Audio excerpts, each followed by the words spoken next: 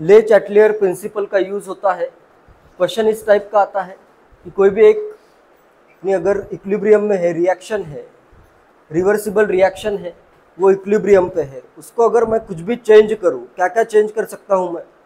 Concentration change कर सकता हूँ रिएक्टेंट या प्रोडक्ट का, या फिर प्रेशर चेंज कर सकता हूँ, या फिर वॉल्यूम चेंज कर सकता हूँ, या फिर टेम्परेचर भी चेंज हो सकता है, या फिर इनर्ट गैस भी ऐड किया जा सकता है। तो तुम्हें बस ये गेस करना है कि रिएक्शन फॉरवर्ड डायरेक्शन में मूव होगी या बैकवर्ड डायरेक्शन में मूव होगी। मैथमेटिकली भी सॉल्व कर सकते हो, लेकिन केमिस्ट्री से सॉल्व करना ज़्यादा इजी है। मैथ से सॉल्व करना, मैथ का यूज़ तभी करना है जब केमिस्ट्री से सॉल्व नहीं हो रहा है, ठीक है। नॉर्मली तो सब केमिस्ट्री का लॉजिक यूज़ करके ही सॉल्व होगा, लेकिन जहाँ पे केमिस्ट्री से डायरेक्ट सॉल्व नहीं होगा वहाँ पे तुम्हें मैथ ही यूज़ करना पड़ेगा, ठीक है। सिंपली क्या करना है तुम्हें, Q की वैल्यू देखो। अगर मेरी Q की वैल्यू रिएक्शन कोशेंट अगर आता है लेस देन K, तो रिएक्शन किस डायरेक्शन में मूव होगी? फॉरवर्ड डायरेक्शन में। Q कम है मतलब प्रोडक्ट्स कम है। Q is equal to concentration of product by concentration of reactant. Q कम मतलब प्रोडक्ट कम है, प्रोडक्ट बढ़ाने के लिए रिएक्शन फॉरवर्ड डायरेक्शन में जाएगी। और Q अगर अपना ग्रेटर देन K आ रहा है, Q अगर ज़्यादा है तो क्या होगा? रिएक्शन बैकवर्ड डायरेक्शन में या रिवर्स डायरेक्शन में जाएगी। और किसी केस में अगर Q is equal to K आता है तब रिएक्शन यहाँ पे कोई नो चेंज आएगा, ठीक है। यहाँ पे क्या आएगा लिखा हुआ? No change. इतना तो क्लियर है, लॉजिकल है। तो अगर मैं 3 रिएक्शन देता हूँ, तीनों रिएक्शन में अपन सब कुछ स्टडी करेंगे। तीनों रिएक्शन में मैं डेल्टा Ng जो है, फर्स्ट रिएक्शन करता हूँ मैं PCl5 giving PCl5 gas giving PCl3 gas plus Cl2 gas. Second reaction में लेता हूँ, इधर मैं N2 और H2 की रिएक्शन करता हूँ, N2 gas plus 3H2 gas giving 2NH3 gas. And third reaction में लेता हूँ H2 gas plus I2 gas giving 2HI gas. ये 3 रिएक्शंस है। डेल्टा Ng क्या क्या होगा बताओ? फर्स्ट में डेल्टा Ng क्या है? डेल्टा Ng ज़्यादा लेफ्ट में ज़्यादा मॉलिक्यूल्स है या राइट में ज़्यादा मॉलिक्यूल्स है? राइट में है, तो डेल्टा Ng क्या आएगा? 2 + 2 - 1 आ जाएगा, ठीक है। तो डेल्टा Ng इधर 1 है। इस रिएक्शन के लिए डेल्टा Ng कितना है? डेल्टा Ng इसके लिए 2 - 4 कितना है? -2 है। और इस रिएक्शन के लिए डेल्टा Ng कितना है? 0 है, ठीक है। सबसे पहले मैं क्या करता हूँ, concentration, effect of change of concentration और मोल्स देखते हैं, ठीक है। अगर मैं मोल्स चेंज करूँ तो कॉन्सेंट्रेशन या मोल सेम ही रहेगा, ठीक है। मोल चेंज कर रहे हो या कॉन्सेंट्रेशन चेंज कर रहे हो, उससे इफेक्ट तो सेम ही आएगा। जैसे इनिशियली रिएक्शन में लेता हूँ इक्विलिब्रियम पे, ठीक है। तो इक्विलिब्रियम पे इन दोनों का कुछ कॉन्सेंट्रेशन होगा, इसका कुछ कॉन्सेंट्रेशन होगा। इसमें अगर मैं इक्विलिब्रियम में रिएक्टेंट ऐड करूँ तो रिएक्शन किस डायरेक्शन में जाएगी? रिएक्टेंट अगर मैं ऐड करूँ तो रिएक्शन किस डायरेक्शन में जाएगी? फॉरवर्ड डायरेक्शन में। एकदम लॉजिकल है, जो भी ऐड करोगे इसका अमाउंट बढ़ गया है। तो देखो, जैसे अगर मैं K लिखता हूँ, इक्विलिब्रियम कॉन्सेंट्रेशन आएगा इनका, इसका मैं लेता हूँ A मोल, इसके करता हूँ B, इसके करता हूँ C, एट इक्विलिब्रियम है ये, ठीक है। तो अपने पास Kc क्या आ जाएगा? ये कंसंट्रेशन है इनके A, B एंड C, तो क्या आएगा? C × B divided by A, ठीक है। सबसे पहले स्टडी करते हैं for change in concentration, for change in concentration of reactant और प्रोडक्ट। किसी का भी कंसंट्रेशन चेंज करके तुम चेक कर सकते हो, रिएक्टेंट्स और प्रोडक्ट्स। इसके लिए सबसे पहले स्टडी करते हैं। तो देखो, अगर मैं इसके मोल्स ऐड कर दूं, TCl5 के मोल अगर ऐड करूँ तो यहाँ पे क्या आएगा, Q is equal to, initially इनके तो मोल इतने ही है, इसका B है, इसका C है, इधर मैंने X मोल ऐड कर दी तो इधर क्या हो जाएगा A प्लस एक्स। तो Q की वैल्यू क्या आ रही है, यहाँ पे बड़ा नंबर से डिवाइड किया है तो Q की वैल्यू कम होगी। Q की वैल्यू अगर कम है तो रिएक्शन किस डायरेक्शन में जाएगी, Q की वैल्यू कम मतलब इनका अमाउंट रिलेटिवली कम आ रहा है तो रिएक्शन फॉरवर्ड डायरेक्शन में जाएगी। तो जब भी तुम रिएक्टेंट का कंसंट्रेशन बढ़ाओगे तो रिएक्शन किस डायरेक्शन में जाएगी, फॉरवर्ड डायरेक्शन में जाएगी, ठीक है, इंक्रीजिंग। या फिर अगर मैं इनका कंसंट्रेशन कम कर दूं तो ये वैल्यू क्या आएगी, कम आएगी ऊपर की वैल्यू, तो Q क्या होगा, कम होगा। Q अगर कम है तो Q को K तक पहुंचना है तो रिएक्शन किस डायरेक्शन में जाएगी, फॉरवर्ड डायरेक्शन।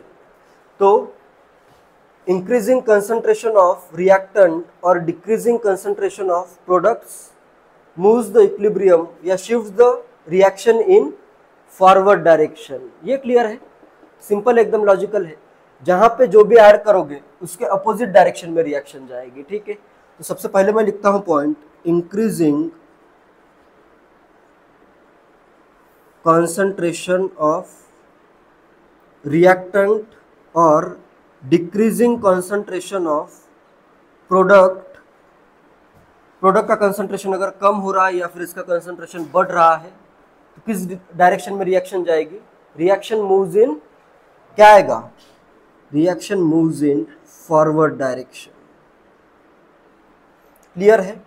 और अगर मैं इनका कंसंट्रेशन इंक्रीज कर दूं, नेक्स्ट मैं क्या करता हूं, इनका कंसंट्रेशन बढ़ा देता हूं, जैसे मैंने C का कंसंट्रेशन बढ़ा दिया तो Q की वैल्यू क्या हो जाएगी, इक्विलिब्रियम पे था पहले, C का मैंने कंसंट्रेशन X मोल ऐड कर दिए तो इधर क्या आएगा, B into C plus x divided by A। ये वैल्यू अभी क्या है, ज़्यादा है, तो यहाँ पे क्या आ रहा है, Q is greater then K आ रहा है। Q ज़्यादा है, इनका अमाउंट ज़्यादा है तो रिएक्शन किस डायरेक्शन में जाएगी, बैकवर्ड डायरेक्शन में जाएगी, ठीक है। तो अगर तुम प्रोडक्ट का कंसंट्रेशन इंक्रीज करते हो या फिर रिएक्टेंट का कंसंट्रेशन डिक्रीज करते हो तो रिएक्शन बैकवर्ड डायरेक्शन में जाएगी, ठीक है। एकदम इजी है, तो ये तो सबसे इजी है। नेक्स्ट अपने पास क्या आया, decreasing concentration of reactant, concentration of reactant decrease होता है या फिर कंसंट्रेशन ऑफ प्रोडक्ट इंक्रीज होता है तो रिएक्शन बैकवर्ड डायरेक्शन में जाएगी। ये क्लियर है दोनों पॉइंट्स, ये सब रिएक्शन के लिए सेम ही होगा या नहीं, सब रिएक्शन में ये लॉजिक सेम ही है। जो भी ऐड करोगे इसका सिंप्लीफाई करके अपन क्या कह सकते हैं, क्या कह सकते हो, जहां पे जो भी ऐड करोगे उसके अपोजिट डायरेक्शन में रिएक्शन जाएगी, या फिर कुछ अगर रिमूव करते हो तो जो रिमूव हुआ है उस डायरेक्शन में रिएक्शन जाएगी। सिंपल है।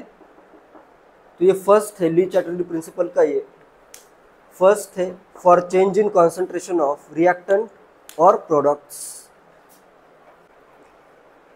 ली चैटलियर प्रिंसिपल में change in concentration, pressure, volume, temperature and addition of inert gas may disturb the balance and shift the equilibrium position so that more or less of desired product is formed. And next important point ये है, if an external stress is applied to a system at equilibrium, the system adjusts in such a way that the stress is partially offset. Stress मतलब जैसे यहाँ पे मैंने कुछ add किया है, इक्विलिब्रियम पे था सिस्टम, कुछ ऐड किया है तो उसको मुझे ऑफसेट करना है, उसको मुझे कम करना है, उसका इफेक्ट कम करना है। तो कहीं पे मैं कुछ ऐड करूंगा तो रिएक्शन क्या होगी, जैसे Cl2 ऐड किया तो उसको कम करने के लिए रिएक्शन क्या होगी, बैकवर्ड डायरेक्शन में जाएगी।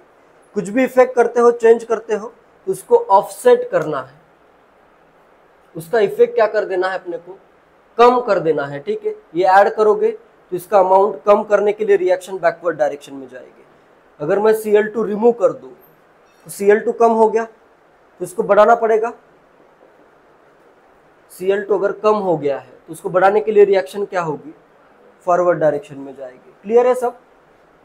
कंसंट्रेशन का चेंज तो बहुत इजी है, तो सिंपली ये याद रखना है, कुछ अगर ऐड हो रहा है तो वो रिएक्ट हो जाएगा, ठीक है। और उसके अपोजिट डायरेक्शन में, जैसे इधर H2 ऐड करोगे तो रिएक्शन फॉरवर्ड डायरेक्शन में जाएगी, NH3 ऐड करोगे तो रिएक्शन बैकवर्ड डायरेक्शन में आएगी। और अगर रिमूव अगर मैं करूँ, H2 अगर मैं रिमूव कर दूँ तो रिएक्शन H2 फॉर्म करना पड़ेगा, बैकवर्ड डायरेक्शन में जाएगी। और NH3 अगर मैं रिमूव करूँ तो रिएक्शन क्या होगी, फॉरवर्ड डायरेक्शन में जाएगी। क्लियर है सब पॉइंट्स? तो ये सबसे फर्स्ट अपना इंपॉर्टेंट पॉइंट है। नेक्स्ट सेकंड आता है change in volume. Change in concentration के बाद नेक्स्ट है वॉल्यूम अगर चेंज करते हो तो क्या इफेक्ट आएगा। अब ये तीनों रिएक्शन के लिए इंपॉर्टेंट है क्योंकि सबके लिए अलग इफेक्ट आएगा। Change in volume, change in volume, volume अगर चेंज होता है, वॉल्यूम मैं इंक्रीज करता हूं फिर क्या इफेक्ट आता है देखते हैं। पहले मैं करता हूं इंक्रीज, वॉल्यूम को मैं कर देता हूं इंक्रीज, ठीक है। नया लेता हूं मैं volume V dash, initially V था उसको मैं इंक्रीज करके V डैश लेता हूं, V dash is greater than V करता हूं, ठीक है।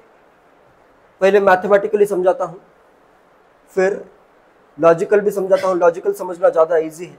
जैसे यहाँ पे अभी वॉल्यूम अगर बढ़ गया है, वॉल्यूम अगर बढ़ा है तो रिएक्शन क्या लग रहा है, किस डायरेक्शन में जाएगी। ज़्यादा वॉल्यूम है तो अपने पास ज़्यादा जगह है, ज़्यादा मॉलिक्यूल्स फॉर्म हो सकते हैं, तो रिएक्शन किस डायरेक्शन में जाएगी, इधर ज़्यादा मॉलिक्यूल्स है या इधर, फॉरवर्ड डायरेक्शन में। प्रोडक्ट के साइड में ज़्यादा मॉलिक्यूल है, ज़्यादा अगर वॉल्यूम है तो अपने को क्या करना पड़ेगा, ज़्यादा मॉलिक्यूल्स की तरफ रिएक्शन को मूव करना पड़ेगा। लॉजिकल है ये भी। अगर मेरे पास वॉल्यूम बढ़ रहा है, बहुत सारी जगह है, तो मैं क्या करूँगा, जिसमें ज़्यादा मॉलिक्यूल्स बन सकते हैं वो वॉल्यूम को फिल करने के लिए, बढ़ा हुआ जो वॉल्यूम है उसको फिल करने के लिए मैं क्या करूँगा, इसको इस डायरेक्शन में मूव करूँगा रिएक्शन को कि जहाँ पे नंबर ऑफ मॉलिक्यूल्स बढ़ जाए, ठीक है। मैथमेटिकली भी समझते हैं। जैसे इधर इनिशियली क्या आएगा, Kc is equal to, initial volume मैंने लिया है V, फिर मैंने इसको बढ़ा के V डैश किया है। Kc इज इक्वल टू क्या आएगा, इसके मोल से इसके C मोल, इसके B मोल, इसके A मोल, क्या आएगा, concentration of Cl2 into concentration of PCl3 divided by concentration of PCl5। तो ये क्या आएगा, B by V into C by V divided by A by V is equal to, मैं लिख सकता हूँ BC divided by A, volume इधर नीचे आया है, ठीक है। Q इज इक्वल टू क्या होगा, Q is equal to, volume बड़ा किया है तो BCA divided by V dash, volume बड़ा है तो ये Q की वैल्यू क्या आएगी, कम आएगी, लेस आएगी। Q इज यहाँ पे क्या आएगा, फर्स्ट रिएक्शन के लिए स्टडी हो रही है सिर्फ अभी। Q इज वॉल्यूम बड़ा तो Q क्या आएगा, लेस देन K। Q अगर कम है तो मतलब इसका अमाउंट कम है। इक्विलिब्रियम अटेन करने के लिए Q is equal to K होना चाहिए। Q कम मतलब प्रोडक्ट कम, तो रिएक्शन किस डायरेक्शन में जाएगी, फॉरवर्ड डायरेक्शन में जा रही है। ये क्लियर है। तो सिंपली वॉल्यूम अगर बढ़ता है तो रिएक्शन उस डायरेक्शन में जाएगी जहां पे ज़्यादा मॉलिक्यूल्स फॉर्म हो रहे हैं या ज़्यादा गैसेस मॉलिक्यूल फॉर्म हो रहे हैं। क्लियर है ये पॉइंट, एकदम माइंड में लॉजिक क्लियर रखो। वॉल्यूम बढ़ा तो अपने को क्या करना है, ज़्यादा मॉलिक्यूल्स फॉर्म करने हैं, ज़्यादा मॉलिक्यूल्स इस डायरेक्शन में है।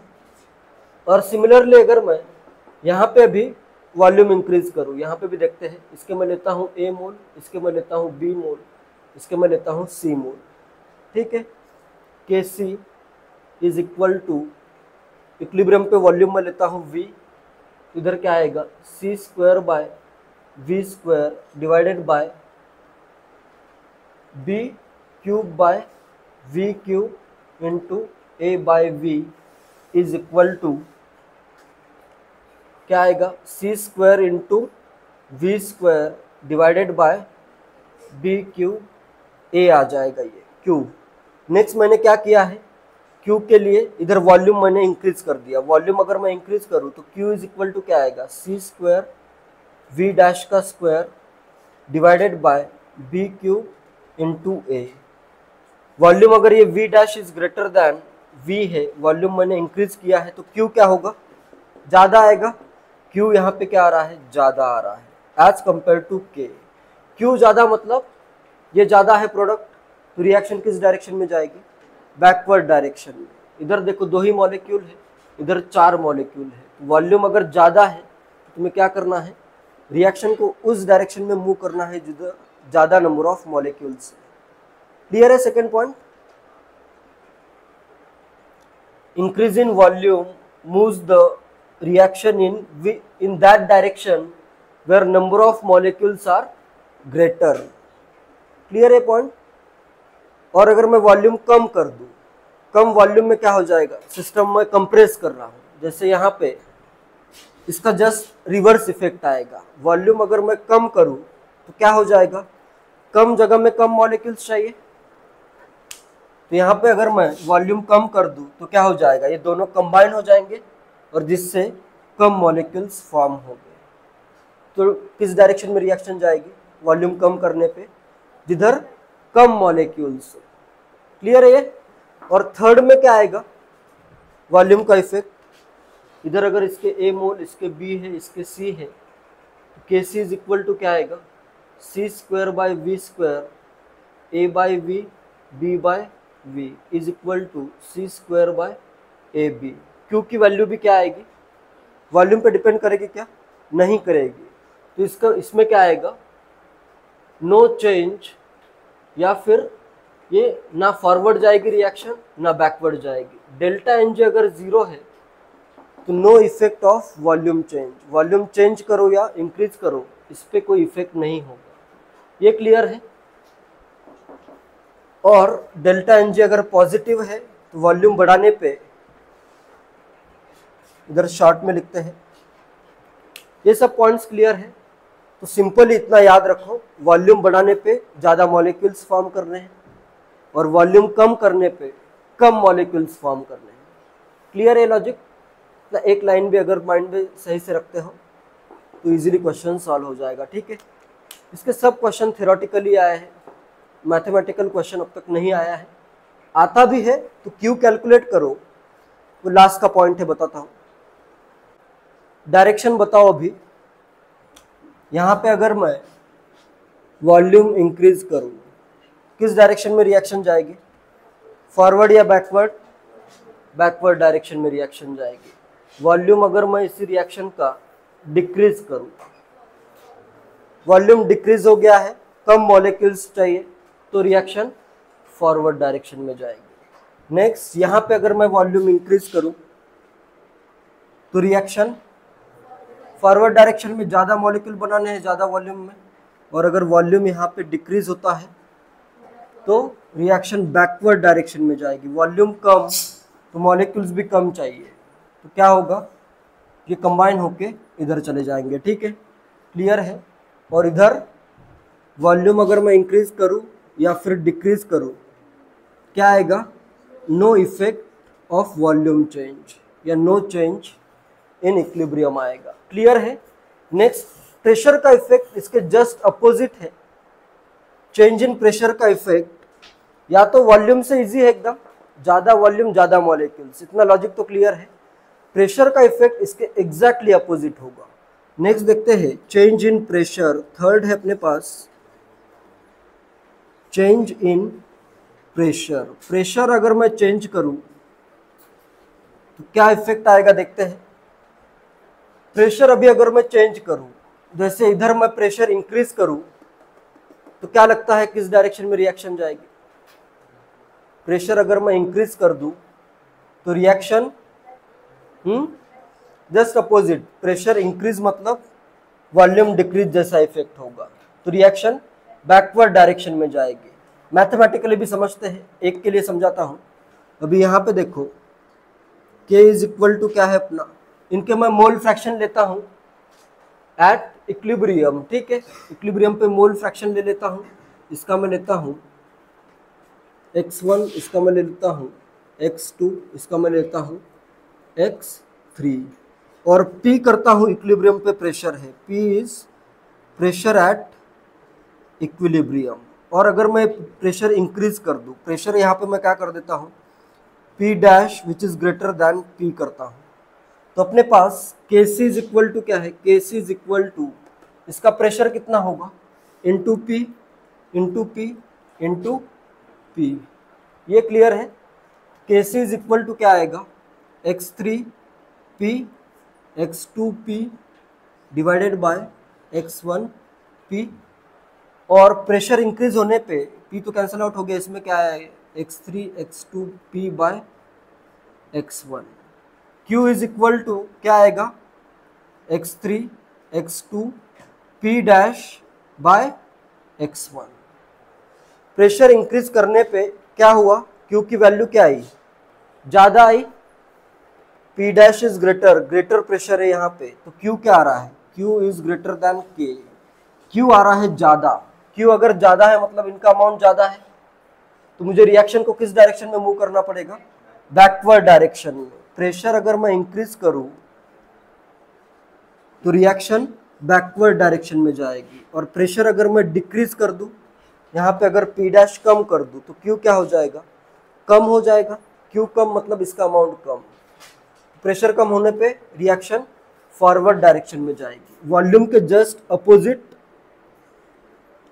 आएगा ये, या सिंपली ऐसे समझ सकते हो, ये दो मॉलिक्यूल है, प्रेशर बढ़ गया है तो क्या होगा, ये प्रेशर बढ़ने पे पहले तो बताओ बैकवर्ड डायरेक्शन में रिएक्शन जा रही है, तो ये लॉजिक याद रखो, प्रेशर अगर मैं बढ़ाऊं तो मॉलिक्यूल्स क्या हो जाएंगे, कंबाइन हो जाएंगे और कम मॉलिक्यूल्स फॉर्म हो जाएंगे। क्लियर है ये। प्रेशर अगर मैं इंक्रीज करूं तो क्या होगा, मॉलिक्यूल्स कंबाइन हो जाएंगे ना, ज़्यादा प्रेशर पे मॉलिक्यूल क्या कहेंगे कि मैं एक दूसरे के साथ हम कंबाइन हो जाते हैं, जिससे प्रेशर क्या होगा, कम होगा। अपने को क्या करना है, हर एक इफेक्ट को ऑफसेट करना है, जो भी चेंज कर रहे हो उसको ऑफसेट करना है।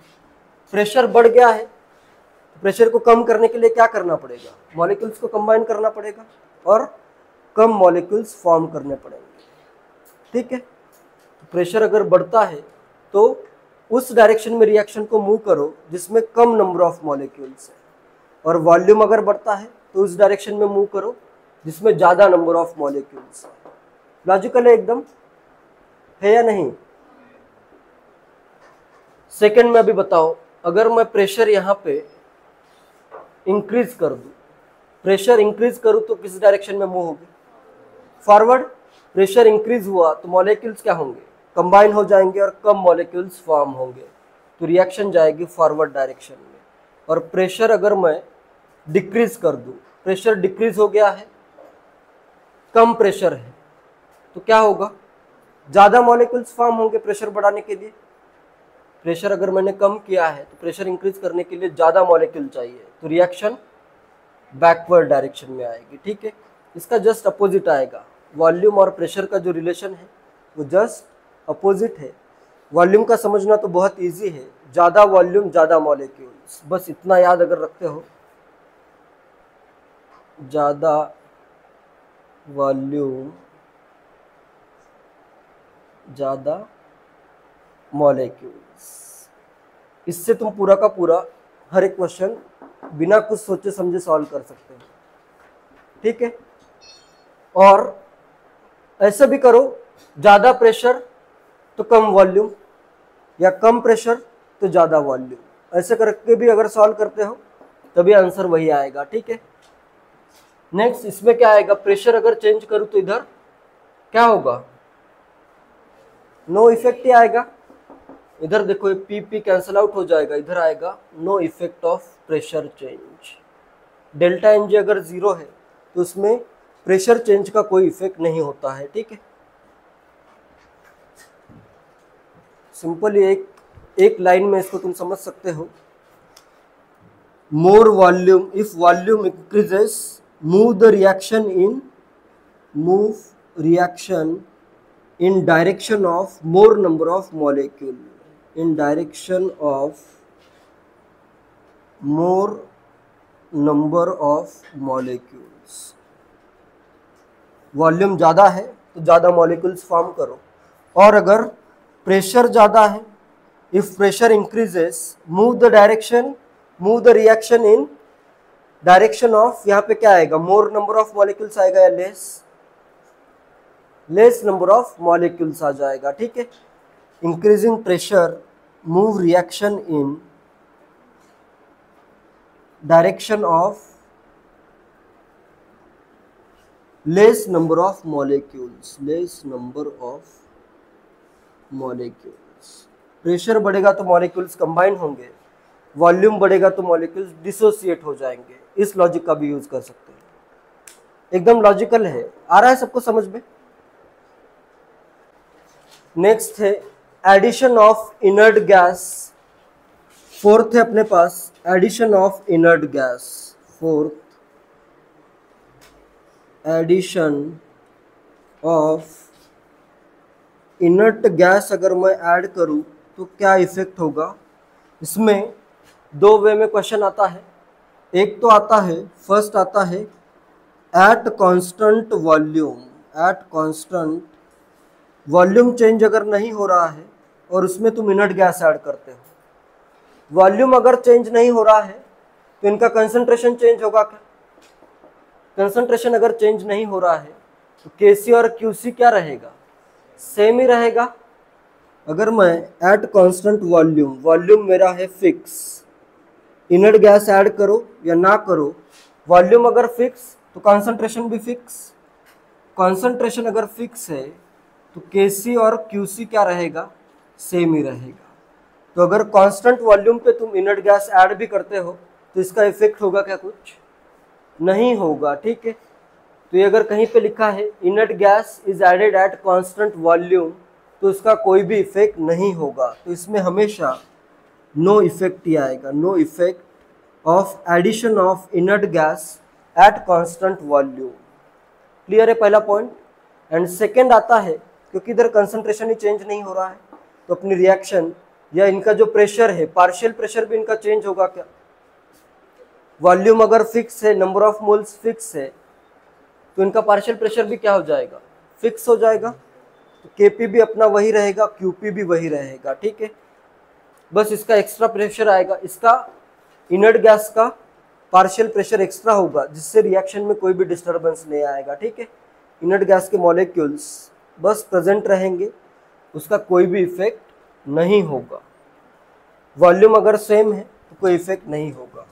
नेक्स्ट आता है, ये बहुत इंपॉर्टेंट है, addition of inert gas at constant pressure. At constant pressure मुझे कांस्टेंट रखना है। देखो प्रेशर अगर मुझे कांस्टेंट रखना है, मेरे पास है PV is equal to nRT। अब तक मैंने सब कुछ इसमें टेम्परेचर तो सेम ही एज्यूम किया है, ठीक है। एक बार नॉर्मली एक ही चीज कंपेयर होती है, एक से ज्यादा अगर फैक्टर आते हैं तो इसके लिए क्या करना है वो आगे देखेंगे, ठीक है। उसके लिए Q फाइंड करना पड़ता है, तभी तुम कंपेयर कर सकते हो। एक से ज्यादा फैक्टर में कौन सा फैक्टर डोमिनेट हो रहा है, कौन सा फैक्टर कम डोमिनेट हो रहा है, वो Q की वैल्यू से ही पता चल सकता है। उस टाइप का क्वेश्चन अब तक तो नहीं आया है, आएगा भी नहीं, ठीक है। आता है तो फिर Q की वैल्यू फाइंड करके उसको सॉल्व करना पड़ेगा। Next PV is equal to nRT है। मेरे नंबर ऑफ मोल्स बढ़ेंगे, इनर्ट गैस अगर मैं ऐड कर रहा हूं तो नंबर ऑफ मोल्स तो बढ़ जाएंगे, नंबर ऑफ मोल्स बढ़ रहे हैं। प्रेशर को मुझे कांस्टेंट रखना है, क्या इंक्रीज करना पड़ेगा? टेम्परेचर तो कांस्टेंट ही है, एट कांस्टेंट टेम्परेचर। अगर मेरे पास क्या बढ़ेगा, वॉल्यूम इंक्रीज करना पड़ेगा। प्रेशर अगर कांस्टेंट है, नंबर ऑफ मोल्स बढ़ रहे हैं तो वॉल्यूम भी क्या करना पड़ेगा, बढ़ाना पड़ेगा, ठीक है। Addition of inert gas at constant pressure results in increase in volume. तो इसमें तुम्हें क्या करना है, वॉल्यूम इंक्रीज करना है, फिर इफेक्ट देखना है। जैसे अगर मैं फर्स्ट केस में ऐड करूं, इनर्ट गैस ऐड करता हूं एट कांस्टेंट प्रेशर, तो रिएक्शन किस डायरेक्शन में मूव होगी, किस डायरेक्शन में मूव होगी रिएक्शन? फॉरवर्ड डायरेक्शन में। वॉल्यूम बस इंक्रीज करना है। इस एक्स्ट्रा मॉलिक्यूल्स को जगह देने के लिए प्रेशर मुझे कांस्टेंट रखना था। एक्स्ट्रा जो मॉलिक्यूल्स आए हैं इनर्ट गैस के या एटम्स आए हैं, उनको मुझे जगह चाहिए, तो मैं क्या कर दूंगा? वॉल्यूम बढ़ा दूंगा। वॉल्यूम अगर बढ़ रहा है तो addition of inert gas at constant pressure, तो ये रिएक्शन किस डायरेक्शन में जाएगी? वॉल्यूम बढ़ा तो फॉरवर्ड डायरेक्शन में जाएगी। क्लियर है? वॉल्यूम बढ़ने पे मोर नंबर ऑफ मॉलिक्यूल्स के डायरेक्शन में। Second reaction, addition of inert gas at constant pressure, backward direction में ये रिएक्शन जाएगी बैकवर्ड डायरेक्शन, क्योंकि वॉल्यूम बढ़ गया है, ज़्यादा मॉलिक्यूल्स फॉर्म करने हैं, इधर 4 इधर 2 ही है, तो बैकवर्ड डायरेक्शन में। और इधर इसका कोई इफेक्ट नहीं आएगा। ठीक है, वॉल्यूम इधर बढ़ रहा है लेकिन वॉल्यूम का इधर कोई रोल नहीं है, तो इधर नो इफेक्ट या नो चेंज आ जाएगा। क्लियर है? नेक्स्ट है addition of catalyst. Addition of catalyst अगर मैं ऐड करूं तो इक्विलिब्रियम किस डायरेक्शन में शिफ्ट होगा या नहीं होगा, वो देखते हैं। कैटालिस्ट क्या करता है? फॉरवर्ड रिएक्शन का भी रेट बढ़ाता है, बैकवर्ड रिएक्शन का भी रेट बढ़ाता है, और दोनों का रेट इक्वली बढ़ाता है। ठीक है, इसमें कैटालिस्ट का मेन रोल क्या होता है? जैसे मैंने ये बताया था कि इधर अगर मेरा एंथैल्पी लेता हूँ या एनर्जी लो इधर, और इधर मैं रिएक्शन कोऑर्डिनेट लेता हूँ या सिंपली क्यू करता हूँ, रिएक्शन कोऑर्डिनेट है। अगर मेरी रिएक्शन विदाउट कैटालिस्ट हो रही है कुछ इस वे में, ये विदाउट कैटालिस्ट की रिएक्शन है। कैटालिस्ट क्या करता है? कैटालिस्ट बस दोनों एक्टिवेशन एनर्जी को कम कर देता है। फॉरवर्ड वाली एक्टिवेशन एनर्जी को भी कम कर देगा, बैकवर्ड वाली एक्टिवेशन एनर्जी को भी कम कर देगा। तो कैटालिस्ट के प्रेजेंस में ये रिएक्शन कुछ इस वे में होगी। देखो, फॉरवर्ड जो रिएक्शन हो रही थी उसकी इनिशियली एक्टिवेशन एनर्जी इतनी थी, फिर इतनी हो गई, कम हो गई। बैकवर्ड के लिए एक्टिवेशन एनर्जी इनिशियली इतनी थी, फिर इतनी हो गई। दोनों की एक्टिवेशन एनर्जी क्या हो रही है? कम। एक्टिवेशन एनर्जी कम होती है तो रेट क्या हो जाएगा? बढ़ जाएगा। लेकिन एक्टिवेशन एनर्जी का डिफरेंस सेम ही रहेगा। डिफरेंस ये होता है डिफरेंस, इतना डिफरेंस होगा ना। डेल्टा एच इसमें क्या होगा? चेंज हो रहा है क्या? डेल्टा एच अगर चेंज नहीं हो रहा है, no change in delta H, तो के चेंज होगा क्या? डेल्टा एच फिक्स है गिवन रिएक्शन में। कैटालिस्ट बस रिएक्शन को फास्ट कर देता है, तो इसका डेल्टा एच चेंज नहीं होगा, तो इक्विलिब्रियम कांस्टेंट चेंज होगा क्या? नो चेंज आएगा। इक्विलिब्रियम कांस्टेंट अगर चेंज नहीं हो रहा है, केसीबी कांस्टेंट है, इसमें केएफ चेंज होता है और केबी चेंज होता है, लेकिन इनका रेशो चेंज नहीं होता है। ये क्लियर है? इसके रेशो में क्या आएगा? ई टू द पावर आता है minus E to the power E A forward minus, यहाँ पे आएगा E to the power minus E A forward आएगा। इधर क्या आएगा? E to the power minus E A backward आएगा। इसका डिफरेंस क्या होगा? सेम ही होगा। ठीक है, तो इसका केसी पे कोई भी इफेक्ट नहीं है। इक्विलिब्रियम कांस्टेंट चेंज नहीं होगा। इक्विलिब्रियम कांस्टेंट चेंज नहीं होगा तो इक्विलिब्रियम पोजीशन भी चेंज नहीं होगी, बस टाइम चेंज हो सकता है। इक्विलिब्रियम जल्दी अटेन हो सकता है या फिर लेट अटेन हो सकता है। इक्विलिब्रियम फॉरवर्ड या बैकवर्ड डायरेक्शन में शिफ्ट नहीं होगा, तो इसमें क्या आ जाएगा? सिंपली नो चेंज आ जाएगा। एडिशन ऑफ कैटालिस्ट अगर कहीं पे लिखा है तो इक्विलिब्रियम की पोजीशन ना फॉरवर्ड डायरेक्शन में रिएक्शन को मूव करना है, ना ही बैकवर्ड डायरेक्शन में मूव करना है। क्लियर है? A catalyst enhances the rate of reaction by lowering reaction's activation energy of both forward and backward reaction by the same extent. Presence of catalyst does not alter the equilibrium constant, nor does it shift the position of equilibrium system. ठीक है, equilibrium ना shift होगा ना equilibrium constant change होगा। Next इसमें sixth आता है factor, change in temperature. Change in temperature अगर चेंज होता है तो इसके लिए तो तुम्हें ऑलरेडी पता है, या तो रिएक्शन एंडोथर्मिक होगी या फिर एक्सोथर्मिक होगी। तो इसमें वॉन्ट ऑफ इक्वेशन का डायरेक्टली यूज करो तो क्या आ जाएगा, log of K2 by K1 equilibrium constant at temperature T2 by equilibrium constant at temperature T1 is equal to delta H by 2.303 R 1 by T1 minus 1 by T2।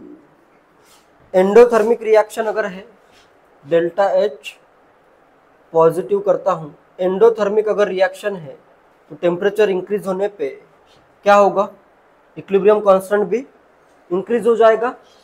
Delta H अगर positive है, ये T2 minus T1 लिखा है। Temperature increase अगर करते हो तो K increase होगा, K अगर इंक्रीज हो रहा है तो रिएक्शन फॉरवर्ड डायरेक्शन में जाएगी। क्लियर है?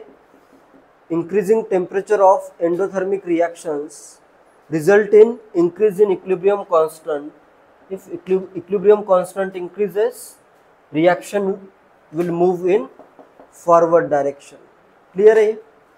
और अगर डेल्टा H मेरा निगेटिव है, ये ऑलरेडी हो चुका है पॉइंट, डेल्टा H अगर निगेटिव है, एक्सोथर्मिक अगर रिएक्शन है, तो टेम्परेचर इंक्रीज करने पे इक्विलिब्रियम कांस्टेंट डिक्रीज होगा और रिएक्शन बैकवर्ड डायरेक्शन में चली जाएगी।